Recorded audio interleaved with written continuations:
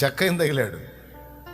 మరి నీ ఇంట్లోనే ఉండాలా, నేను నీకోసమే వచ్చా అన్నాడు. నశించిన దాన్ని వెదకి రక్షించడానికే వచ్చా, నీ సంగతి చెప్పడానికి వచ్చా. మరేంటి నువ్వే నీ ఇంటికే అనేటప్పటికి ఇప్పుడు అతను తెలుసుకోవాల్సి వచ్చింది. ఇప్పుడు డబ్బా దేవుడా తెలుసుకున్నాడు. కళ్ళు లేని అందుడు తెలుసుకోవాలా? ఊరా ఏసా? ఏసే. నయోమి చెప్పింది, నేనా, నా దేవుడా, మోయాబా?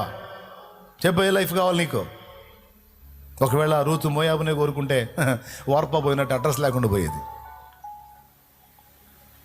కానీ ఆశ్చర్యం చూడు, ఇప్పుడు రూత్ అడ్రస్ మన బైబిల్లోకి వచ్చింది. రూత్ అడ్రస్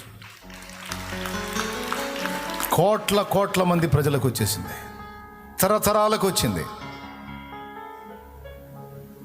యేసు పేరు వచ్చిన కాడలా, ఆయన కూర్చున్న మ్యాటర్ వచ్చిన కాడలా రూతు టచ్ అయింది.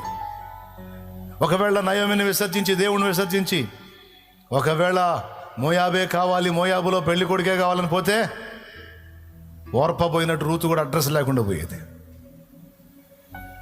నాకు మోయాబొద్దు, నాకు లోకం వద్దు, నాకు దేవుడు కావాలి, దేవుని ప్రజలు కావాలి, పరిశుద్ధులు కావాలి, పరిశుద్ధుడైన దేవుడు కావాలి, దేవుడు కావాలి.